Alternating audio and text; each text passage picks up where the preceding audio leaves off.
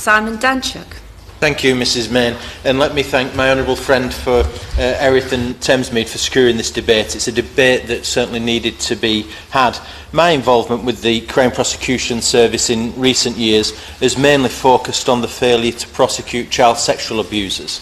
We know that in the 60s, 70s and indeed the 80s, people like Cyril Smith and Victor Montague were allowed to continue to abuse children because the CPS were unable or unwilling to bring cases against them, even when they had the evidence. It's a legacy that should shame the CPS and the entire justice system. But these failures are not just a thing of the past. The case of Lord Janner is an interesting case study into the workings of the modern day CPS and their attitude towards alleged child abusers. We know that the CPS failed to press for prosecution of Lord Janner in 1991, in 2002 and indeed in 2006. And the current Director of Public Prosecutions, Alison Saunders, has admitted that he should have been prosecuted. Now we hear that he cannot face justice because he is too ill. Before discussing the case in detail, I want to make the point that we cannot underestimate the effect that failed prosecutions have on the survivors of abuse. There are many people... Could I just caution the Honourable Member about discussing the case in particular of Lord Janner in detail rather than discussing the process of the Crown Prosecution Service? I'm sure he will stay completely within order, but I'm just very, very careful that he discusses the Crown Prosecution Service and its relationship to the case rather than the case itself against Lord Janner. Okay, I understand that. That's on advice from the clerks. I understand that, Mrs Main, though there's no case against Lord Janner. No, it's not sub judice. There's no case against Lord Janner, but it is a long-established practice of the House not to criticise members of the other House except on substantive motion. So I'll just let the Honourable Member carry on, and if he doesn't mind, I'll jump in. Okay. If we think he's going off-piste, so to speak. Thank you, Mrs Main. I always appreciate your guidance in these matters. I was making the point that the failure of the CPS to prosecute cases can have a real impact and can be extremely damaging. Research shows that child sexual abuse victims die on average 20 years early.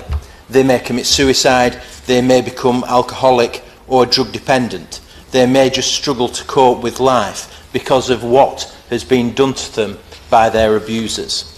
What we do know is that abuse victims die in their 30s, 40s or 50s, whilst their abusers live into their 70s or 80s.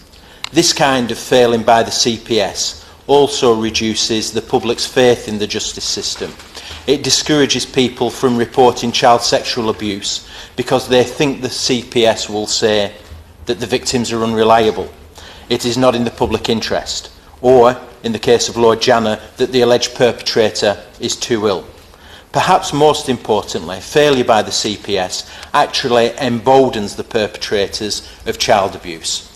When the CPS failed to prosecute Cyril Smith in the 1960s, he went on to abuse for decades.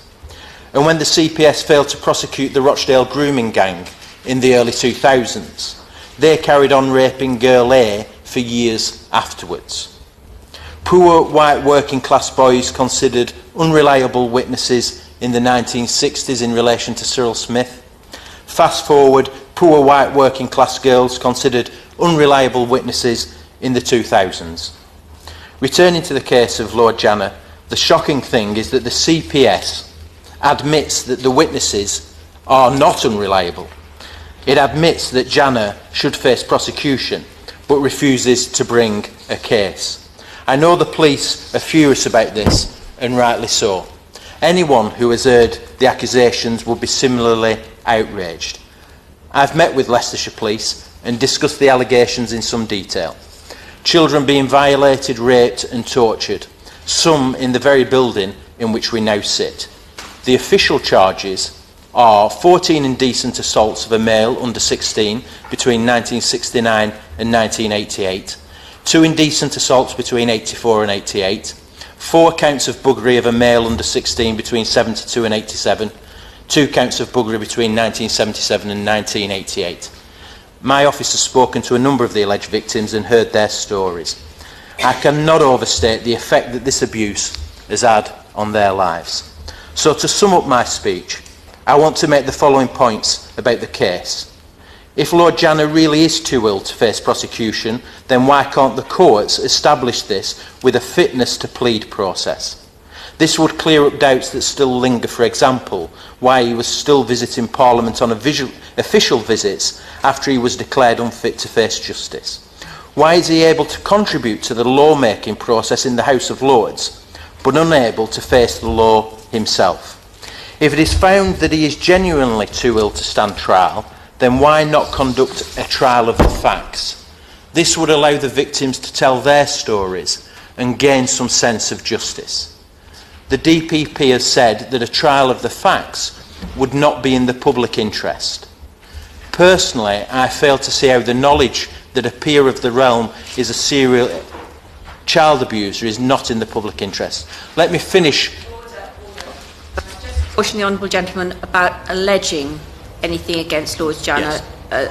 assertions about his guilt or innocence. Yeah, thank you, Mrs. Main. I Thank appreciate you. that.